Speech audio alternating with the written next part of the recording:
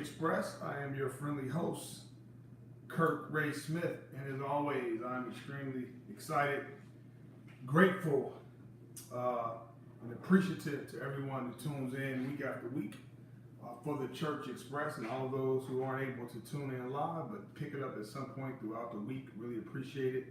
It's really encouraging, very encouraging, and a blessing to know how many people are being inspired and positively impacted by some of the messages, some of the content that I share each and every week. It's always my prayer that your heart and mind would burn with curiosity, with conviction, and excitement as you hear these words that I share with you on the Church Express. The Church Express is your drive-through church. It is your carry-out word, your take-out word. No strings attached, no games, no tricks, no donations, no cover charge, no judgment. This is a judgment-free zone. So for the next 20 to 30 minutes, I want to give you some insight that might help you on your journey. And as you reflect on this week past and the week you're looking forward to here, that you would be inspired and motivated in new ways and get new insight and new understanding. You can always, again, follow my Facebook page at Kirk Smith Unlimited and Associates, and of course my personal page is always available. The Kirk Smith Unlimited page is a certified page, so please follow and encourage others to do so. And content will slowly build up on that page. We also have ksunlimited.com, and you can find more information there as well. And also our YouTube channel at Kirk Smith Unlimited and Associates. So with that, let's get lifted. So you ever pay attention to some folks, and some of you may have it as well, like they have like this sign on their fence or gate to their house or somewhere around the house, and it says beware of dog, or beware of the dog, or whatever it is, or beware of security cameras, or whatever the case may be. And sometimes people put these like ADT signs out, you know, hey, I have a security alarm, so beware, so on and so forth. So the whole idea is to keep people or keep strangers off your property, and it makes perfect sense. You know, hey, it's a warning, stay off my property. But there is something to be said about folks who are already on your property, and I mean this figuratively and literally. So it'll be very metaphoric as I move forward. But there are people that are currently on your property, in your spaces, in your life, that I think you should be aware of. We should all be aware of. And what I want to speak to you about today is, and encourage you to beware of inferior people. Beware of inferior people. Now, inferior is something that's less than, right? Not as high of quality, not as in high not in high regard, of a lesser degree, lower level, lower quality, so on and so forth, whatever attitudes you choose to use, but it's lower, something less. So anything that's inferior is less than. And I would encourage you to beware of people who consider themselves to be inferior to you.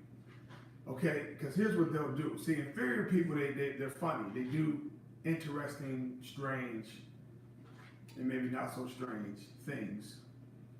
But what inferior people do, because they think you're greater than they are, because they think somehow you're better than they are, because they're in many cases envious of your position, your station in life, whatever you have. So whether it's a marriage, job, career, whatever it is, ministry, whatever it is, they consider maybe you look better than they do in their minds. I don't know, in their eyes. But inferior people, they do strange things. You can't trust them, because here's what they'll do. Say, an inferior person, the first chance they get to bring you down, they're going to do it. That's right. The first chance an inferior person gets to bring you down and to hurt you, they're going to do it. Trust me. And it's almost subconscious when they do it. It's almost like, it's like automatic, because when they look at you, they see their own weaknesses. Now, you may not be saying or doing anything to make them feel inferior. In fact, you may be operating or acting in just the opposite. You may be encouraging them and lifting them up and all that stuff and telling them they can do it. And if I can do it, you can. All those great things you may be saying are doing around these people. But the reality is, anyone that thinks you're better than they are more likely to betray you, to set you up, and to enjoy your failure. Come on now. And some of y'all know exactly what I'm talking about. Inferior people will set you up for failure. Inferior people, again, the first chance they get to somehow put some kind of crack or fraction in your success, or fracture, I should say, in your success, they're going to do it. And they're going to do whatever it takes to bring you down. And one of the main reasons they do this is because they think by your fall or your weakness, somehow they can become less inferior, equal, or even superior to you. That's right. Now, it's sad, but it's true. And this transcends any area of life, profession. It doesn't matter. And people can talk about how much Christians they are, how much they love the Lord, and all this other stuff. Whatever. The Bible's pretty clear about that. That if you can't love people that's in front of you every day, that you see regularly on a day-to-day basis, that's physically in the flesh, then you can't love God, who you can't see. If you can't love people that you see, you can't love a God that you can't see. You can't love an invisible God. So whatever. But the reality is that we have people out in this world who have no interest in our successes for whatever reason. And many times it's personal. They don't like what they see when they see you, because when they see you, they see something that they can't be, something they want to be, something they aspire to be, something they wish they could be, but for some reason they're not. So they blame you for their failures. And so they want you to apologize for your successes as if they had something to do with your success, or you owe them for being successful, or you're supposed to feel bad because they're not doing as good as you are. See, first of all, most of us, in many cases now, not every case, but in many cases, if not most cases, our failures can be attributed back to us individually. It's mistakes we made, it's decisions that we made that put us in positions that we're in now. Now, yeah, you can blame others at times. Many times, things happen because of other people that's beyond our control. But more often than not, we are where we are in life because of the decisions we made or the ones we did not make. Because of people we chose to run with and the people we chose to stay away from. Whatever the case may be, in many cases, we are the most significant reason or cause for difficulties in our lives is me and it's you. You heard me say this time and time again. But inferior people will backstab you. They will lie on you because your success reminds them, although not intentionally, reminds them of their failures. Now, you're not trying to, but heck, you can't even be happy without these people wanting to bring you down. You can't even have a good day or a good week, much less a good year, before these people want to bring you down. And some of y'all know some of the things that you've been through just to achieve your happiness and the hell you went through to get to where you are. They have no idea of the full story or the backstory. All they see is the success, and they hate that. And that's why you have to be very, very careful in social media world, Facebook world, and all these places, and Instagram. People are following and checking you out who you haven't seen for years. Some of these people have hated you for 10, 20 years, and you don't even know it. And they have no interest in your success. All they want to do is see you fail. Now, let's make it more personal. So people are actually on your property, figuratively and literally on your property, who you see and who you are around. And see, inferior people, they sort of tip their hand. They do little things to give you indicators that they're out to hurt you. And oftentimes, these folks don't even realize what it is that they're doing because it's like subconscious for them. But they have these little indicators. So, for example, say you get a new car. Okay, let's talk about that. Okay, a new car. Now, let's say you get 2019. Okay, so let's say you get you end up getting a 2014 Lexus, right? And see, inferior people, they're gonna find a way to hate on your Lexus. Oh yeah, it's used. It's got a lot of miles on it. Those cars are too expensive to take care of. See, there's little, they leak. See, little drops you start to see. See, that's what they do. Not encourage you, not happy for you, but they're trying to find ways to make you look at your blessing as not so much a blessing, right? They're trying to deteriorate or break down. I know it's simple, but again, it's an example. of what I mean, where they have no interest in your success. And you have some people, when you post something sad or something's going on in your life, or they find out something horrible is happening in your life or something unfortunate, then they have to fight back the smile or the smirk because they're happy to see you right where they are. See, some people are accustomed, they're used to, hooked on, and addicted to failure. Some people only know oppression, depression, and suppression, right? And they never learn their lesson. And so this is what they want in life. They're hooked on things not working for them. So when things start to work for you, they get offended because they say, well, how is it that things are working for you and not for them? Failing to realize because you made better decisions than they made, that's what put you where you are. They made poor decisions. That's what put them where they are. Because we're not interested in being accountable for our own situations and our own circumstances. But see, listen, I remember talking to a group of high school kids. And this, I don't know how many years ago, I was doing this assembly. I used to do several of these high school assemblies. I'd go out and talk to these kids, and it was always fun to do that. And I remember telling the kids in the crowd that if you decide to skip school, if you decide to cut classes, not do your work and play around and think high school is just a time for you to play games, then you're really setting yourself up for failure long term. You see, you're making decisions to fail in life right now at 14 and 15, 16 years old. Not every person that's homeless is homeless because something bad happened to them. And many are homeless because of things beyond their control. That is absolutely true. But when you look at people who are in prison, people who are homeless, people who are dealing with all types of suffering, and again, I don't think anyone deserves to suffer. We all deserve a chance at survival and shelter and stability. But if we got honest about ourselves, if we look back at our lives over the years, look at the things that we did when we were young people to set us up for that. If you skip school, you're not going to graduate. If you don't graduate from high school, you're not going to college. And if you don't get an education, then you're limiting your ability for economic empowerment. Education is the key to economic stability. But when you're young, you don't think like that. It's a game to you. It's a joke. So then when you become 30 years old and you look back on the mistakes you made 15 years ago, I'm telling you, if you got honest, you can easily draw a line right back to that decision you made to not go to class that day. You see? But then when you who made a different decision have something, then those people who made a wrong decision, they get upset at you as if you did something wrong by making a better decision. And inferior people are the scariest people around. The ones who think that you're better than they are, they will cut your legs off, man.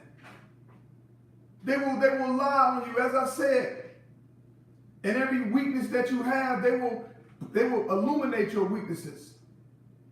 And then you got people who fake support you, fake pray for you. So when you're struggling, we're praying for you, prayers up. Who the heck are they praying to? And if they're praying to God, what are they saying to him? The Bible says that God is the discerner of the heart. God tests the heart. Listen, God is more interested in the position of your heart than the articulation and the communication of your words. Even more so than the thoughts that go through your mind. God is interested in the position of your heart because he knows where you really stand. So do you really want somebody who really don't care for you or your success or your peace or your happiness praying to God for you? Why ask him? Because it's a wasted exercise, because God's not listening to them. Because they don't have your best interests at heart. Out of abundance of the heart, the mouth speaketh, right? So then sometimes they'll leak things out to you, little indicators, little hater, they get these little hater indicators and these little droppings of hate. You know what I'm saying? They put on, you can sense it, man. See, I surround myself, listen, here's who I choose to be around. Now, one thing I know about inferior people and why they don't like me, okay, why they can't stand me. Maybe you feel the same way. I don't know who you are, where you are in your life. But one of the reasons inferior people don't like being around Kirk Ray Smith is not because Kirk Ray Smith mistreats them, says anything, or does anything special. Nope, not at all. The reason they don't like being around me because I remind them that they're inferior. just by virtue of my actions. See, inferior people don't like hanging around people who they think they're inferior to or who they think they're below, because those people remind them without even trying. You follow me? See, losers have no interest in hanging around winners, because winners remind them that they're losers. And some people don't know that they're losers till they get around winners. Some people don't recognize it till they get around people who are used to winning. Because see, winners in life, I'm not talking about stuff and money and jobs. I'm not talking about all of that. And prestige and titles. Come on, man. That's a part of it, but that is not the sum of being a winner in life. A winner in life is somebody who understands who they are. They understand their place in this life. They understand their purpose. These are people who don't have jobs. They have a purpose. Their career is to fulfill their purpose. These are people who understand who they are, and they have a strong core. People of good, high level, good moral character. Honest people. People who are truly committed, who don't play games. See, these are winners in life. These are winners. These are people who learn how to use their failures to their advantage. These are winners in life. These are successful people in life. A winner is a man that loves his wife unconditionally. A winner is a man who won't go out and cheat on his wife because she made him mad or she's not having sex with him as much as they used to for whatever reason. That's a real winner right there. A winner is a wife that can stand behind and with and beside her husband and protect him and stand with him undergirt and have his back no matter what. Even if he's struggling, she's still with him the whole way. A winner is somebody whose life and love for people isn't predicated on the surface and what everything looks like, but somebody that can see deeper. Someone that's about substance, substantive people. People with that has about content, has content. Those are winners. See, that's when I talk about winners. I talk about people like that. Somebody that can get a 2014 Lexus and be proud of it, no matter how many miles on it, because they used to driving hoopties their whole life. And they finally got a car that says Lexus on it, right? And they're proud of it. And then, listen, that's okay. You should be proud because no one knows what you went through to get to where you are now. No one has any idea. I'm even careful sometimes because I'm not a big Facebook celebrate my successes type person. And I'm always nervous about saying happy anniversary to my wife or something because I know there's haters out there who have no idea what it took for us to get to where we are. Do you realize to be married 27 years, do you think that was 27 years of bliss, 27 years of problem-free living? Really? Are you kidding? Do you think for 1 minute there was never a time when we didn't think we were going to last or didn't think we should be together? Do you think there was ever a time when we had nothing, broke, busted, and disgusted on our face with no transportation? Driving in the back of vans, getting robbed from people with no seats in it. You have no idea. You don't know the struggle, what people went through to get to where they are. But yet, because you're inferior, you can't help yourself but hate on them.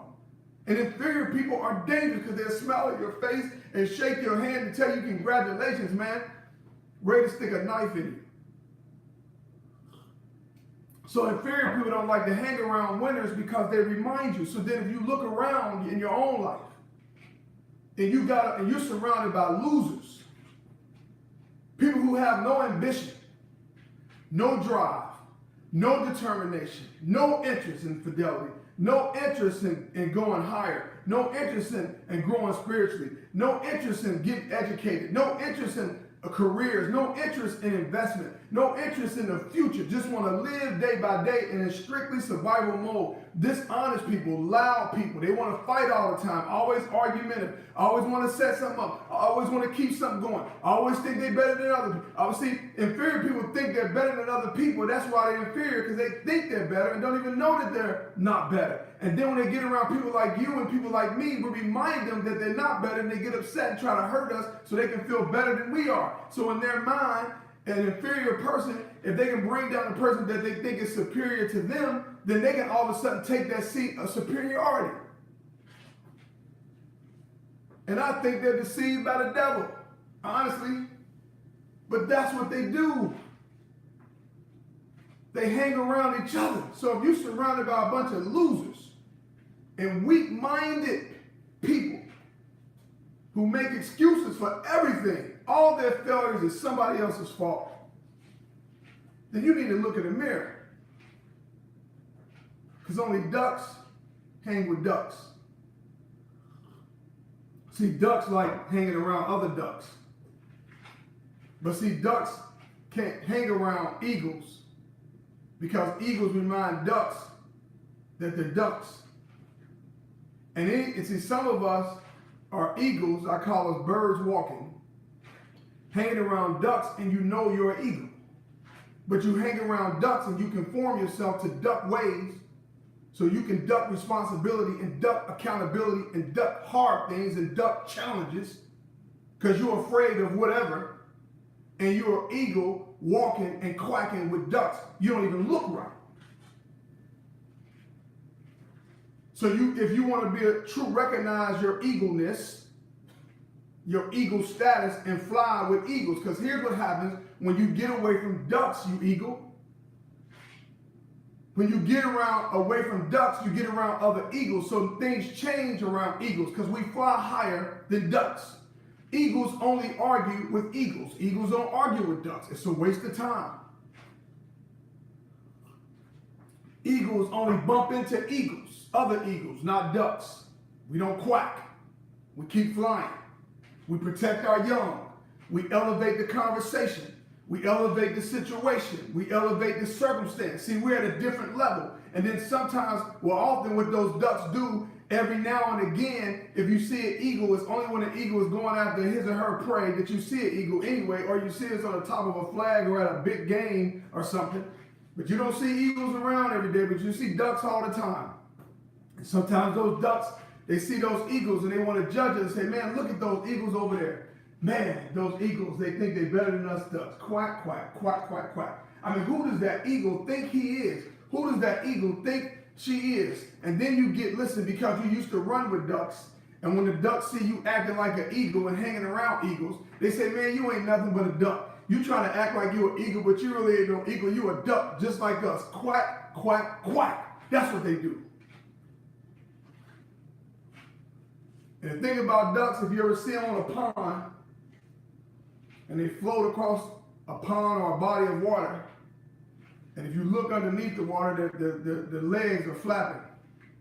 Feet are flapping real fast, but look how slow they're going. See, they just wear themselves out to do nothing, go nowhere, and be taken up as prey. But eagles are different. And you got to ask yourself, if you're that comfortable hanging around ducks, then maybe you are a duck. If you're that comfortable hanging around inferior people, people who have no interest in success whatsoever, I'm not talking about what they say, man. I'm talking about what they do. Forget words. It's all about actions. You can talk a good game. Tell your spouse, your new spouse, at the altar, until death do us part. I love you for, sickness and health, better or for worse. I'm with you, whatever. I'm faithful to you. Okay, this is what I learned about married people anyway. People in these long-term relationships or whatever. Man, people only as faithful as their options. Yeah, you're faithful because you have very few options. Then when you get more options, all of a sudden that faithfulness goes out the window. So you were never faithful to begin with. See, I'm talking about responsible living, folks. I'm talking about living a different kind of life, having a different focus. I'm saying, listen, I pray for inferior people. I pray that they're no longer inferior, that they change. I certainly don't want to do anything to make you feel inferior, but if me being successful, if me making good decisions with my finances, with my life, with my relationships, whatever, if that makes you inferior, then I can't apologize for that, because I'm not going to stop doing it, because I know what it's like. I know what the opposite lifestyle is like. Some of y'all are probably too good and you don't know what that looks like. But I know what poverty looks like as a young person growing up and also as an adult. I know what it looks like not being able to afford to buy Christmas toys for my kids. I know what it's like depending on WIC for my survival. Month after month, my family, my wife and our children's survival, month after month. I know what that looks like.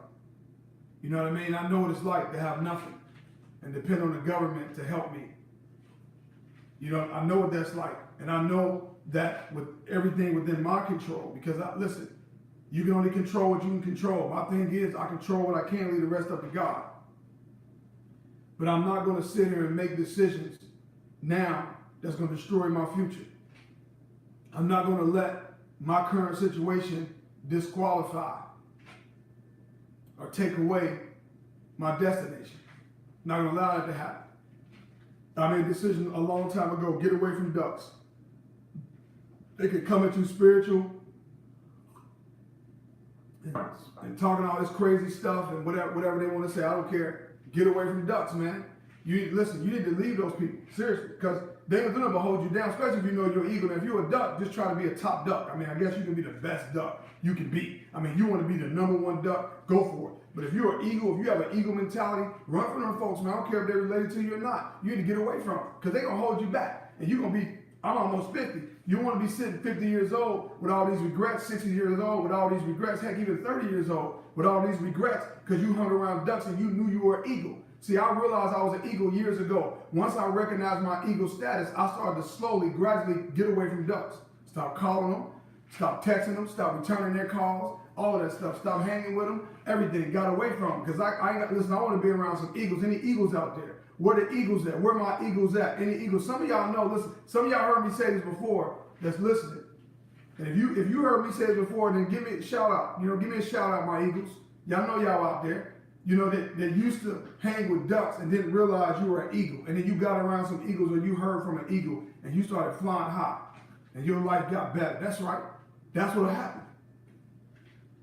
But I'm telling you, be cautious of inferior people. Because they're dangerous. And they don't want you to succeed. They want you to fail. They want you sad, heartbroken, broken down, and frustrated. They want you sick and ill and racking with pain. They want you stressed out and drinking and smoking your pain away. That's what they want. Get away from them. Trust me, they do not want you to make it. They don't want you, some of y'all just got college degrees. They don't want you to have a degree. They want you to stay uneducated. Some people don't want you to be healthy. You're finally healthy now. They don't want, listen, this may sound sad. They don't want you to overcome cancer, diabetes, high blood pressure. They don't want that. They don't want you to fail, man, so they can keep you in that spot, so they can continue to feel good about themselves by seeing you suffer. Get away from them.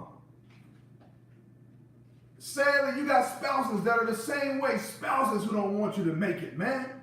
People who want you to stay in this needy position, this posture of poverty forever and ever, and never want you to make it. They don't want you happy, clean, feeling good about yourself. Some of y'all know how I feel about myself. Listen, you know, and some of y'all know how I used to feel about myself. So you're looking at a guy who you may not agree with me, but I think I'm handsome. I think I'm adorable. I believe I got dimples.